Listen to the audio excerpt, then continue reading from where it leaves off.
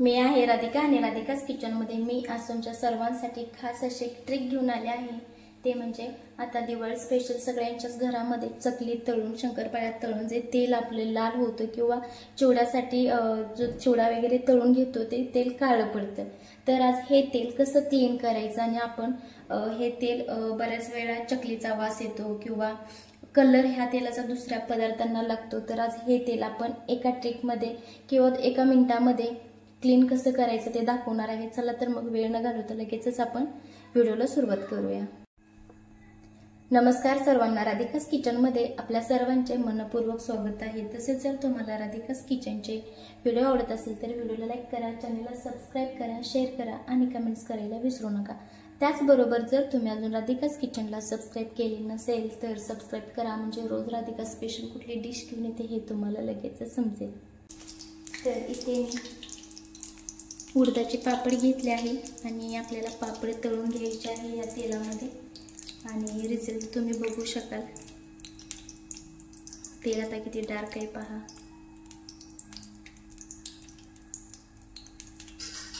अजून तेल म्हणावं असं गरम झालेलं नाही। इथे आपल्याला 5 ते 6 पापड तळावे लागतील।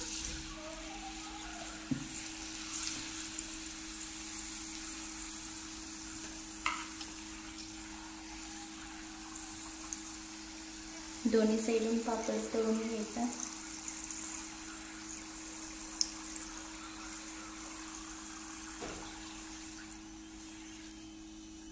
आता इथे दुसरा आपण तळून घेऊ।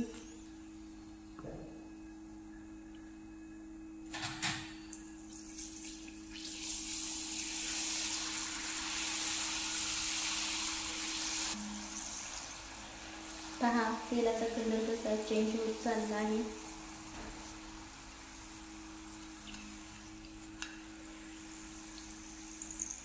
थोडा लालसर होईपर्यंत पापड भाजून घ्यायचा आहे। पहा एक साइडने लालसर झाला आहे पापड। आता दुसराही सोडून घ्यायचा आहे आपल्याला।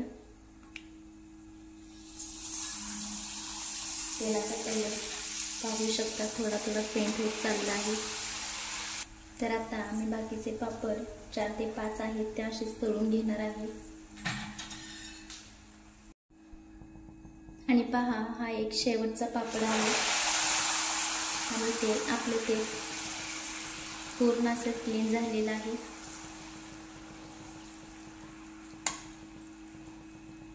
पापडचा कलर ही पाहू शकता। अजून इथे आपण 2-3 तळले तरी ही कलर अजून थोडा बदलू शकतो। आता इथे पापड हा काढून घेते आणि पहा चकलीने जे लाल झालेले तेल ते क्लीन झालेलं आहे। एकदा नक्की ट्राय करा आणि मग मला कमेंट्स करा। तर पहा किती फरक पडतो आहे। आणि जर तुम्हाला हा व्हिडिओ आवडला तर चॅनलला सबस्क्राइब करा, लाईक करा, शेअर करा आणि कमेंट्स करायला विसरू नका।